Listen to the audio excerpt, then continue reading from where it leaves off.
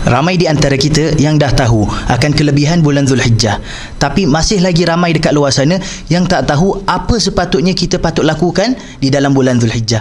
Jadi nak tahu apa dia? Tengok video ni sampai habis.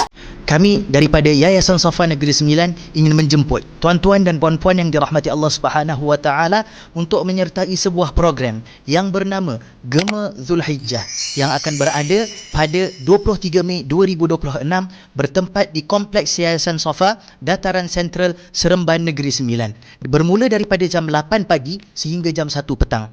Di mana di dalam program ini kita akan bahaskan, kita akan kongsikan bersama akan kelebihan bulan Zulhijjah, fadilat bulan Zulhijjah, peristiwa-peristiwa yang menarik di dalam bulan Zulhijjah, dan juga apakah kelebihan bulan Zulhijjah nak dibandingkan dengan bulan-bulan yang lain, sehingga kan Nabi SAW sendiri bersabda berkenaan dengan bulan ini, di mana amal ibadah, amal soleh yang dilakukan pada 10 hari terawal pada bulan ini lebih mulia daripada amal ibadah yang dilakukan pada bulan-bulan yang lain.